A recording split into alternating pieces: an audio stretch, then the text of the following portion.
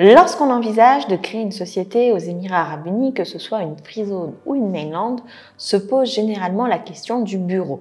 Le bureau, soit pour accueillir ses clients, soit pour stocker sa marchandise. Ce que je vous propose dans cette vidéo, c'est de voir un certain nombre de points, de critères qui vont être importants pour le choix de votre futur office.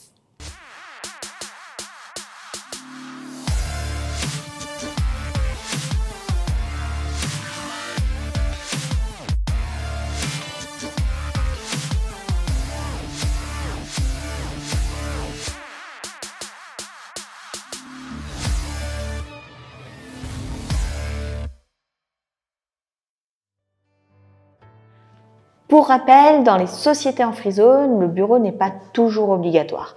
Dans les sociétés en mainland, généralement, pour valider la licence de la société, il vous faudra un bureau.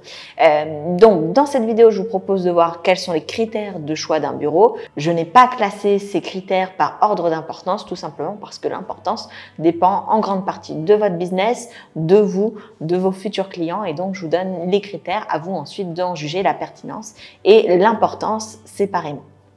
Premier critère que je vous donnerai, c'est tout simplement être attaché aux services qui sont inclus dans votre bureau. Alors, quel que soit le bureau ici aux Émirats Arabes Unis, il y a différents types de bureaux, différents types de services et donc il est important de s'interroger à ce sujet-là. Donc, est-ce que dans le cadre de votre bureau, vous avez un accueil ou une standardiste, une réceptionniste ou un réceptionniste, un ou une réceptionniste qui sera là pour accueillir vos clients, répondre à vos appels et rediriger les demandes entrantes. Donc certains bureaux, notamment les business centers, proposent ce type de service et ce type de service peut être particulièrement utile, notamment si vous avez une équipe plutôt restreinte.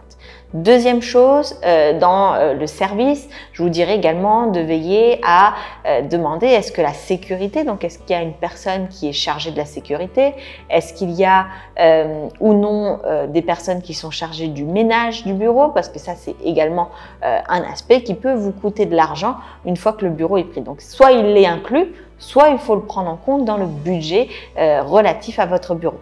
Ensuite, dans la partie service, vous avez également, je dirais, toute la partie eau, électricité, climatisation, Internet. Est-ce inclus dans le prix du loyer du bureau ou est-ce que vous devez le rajouter? Et dans ce cas-là, il est bon de demander au moins à l'agence ou au propriétaire ou à défaut aux anciens locataires combien eux payaient pour ces frais de manière mensuelle ou annuelle pour que vous puissiez budgétiser votre budget annuel vis-à-vis de votre bureau. Deuxième critère qui est particulièrement important, c'est la longueur, la durée de votre engagement. On peut prendre un bureau pour 1 an, on peut s'engager pour un bureau pour 2 ans, on peut s'engager pour un bureau ou local commercial pour 3 ans, 4 ans, 5 ans. Ce qui est important de voir, c'est si vous vous engagez pour 3 ans, vous allez avoir du mal à vous désengager pour ce local commercial en dessous des 3 ans. Donc ça, c'est l'inconvénient. Donc si le business ne marche pas très bien, vous aurez payé pour 3 ans. Si le business marche bien, l'avantage de ces types d'engagement à long terme, c'est tout simplement le prix est fixe. Et donc lorsque on est dans une ville comme aux Émirats Arabes Unis où la demande est croissante et qu'il y a toujours plus et plus de personnes qui viennent s'installer, que ce soit en tant qu'employé ou pour créer des entreprises, le fait d'avoir un prix qui est stable permet de ne pas subir des variations, mais ni les variations à la baisse, ni les variations à la haute. Donc c'est là où il faut bien faire son calcul. Troisième critère qui peut être particulièrement important, c'est se poser la question des parkings. Est-ce qu'il y a des parkings inclus dans votre bureau? Si oui, combien? Sinon, où est-ce que vous et vos clients allez vous garer? Et est-ce que dans les places de parking qui seraient à proximité du bureau, est-ce des places de parking gratuites ou des places de parking payantes? Pour vous donner une anecdote, Franck, qui est notre assistant administratif, mais qui auparavant travaillait pour une autre entreprise, nous expliquait que dans le cadre de son ancien emploi, il devait se garer en bas du bureau et redescendre pour changer de parking toutes les 4 heures pour éviter de payer trop cher en frais de parking. Donc, c'est pour éviter ce type de désagrément, de soucis, qu'il faut se poser la question du parking dès la signature de vos bureaux.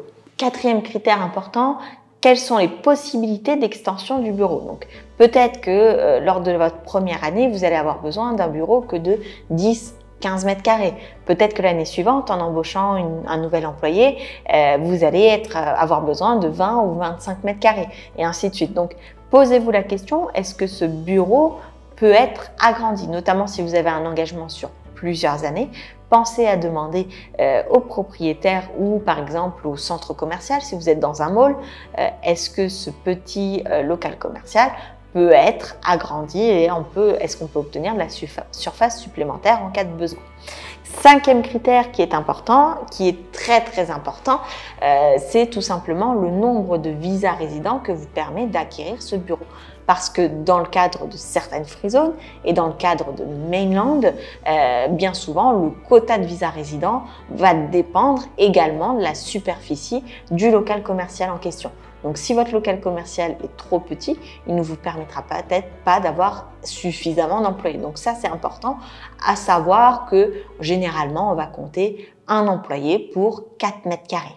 Enfin, deux derniers critères, tout simplement la maintenance de votre bureau. Est-ce que c'est un bureau qui est difficile à maintenir? Est-ce que c'est un bureau qui a été bien maintenu? Est-ce que vous risquez d'avoir des désagréments lors de l'utilisation de ce bureau? Et dernier critère qui est aussi très important, quelle est sa facilité d'accès? Quelle est sa localisation pour vous, pour vos salariés et pour vos futurs clients? Ça, c'est une question qui est très importante parce que notamment dans les free zones, sauf exception, vous avez l'obligation de mettre votre bureau dans la zone, dans le périmètre géographique de la free zone. Et donc parfois, certaines personnes me disent « moi, je veux la free zone la moins chère, quitte à être très loin dans les terres aux Émirats Arabes Unis ».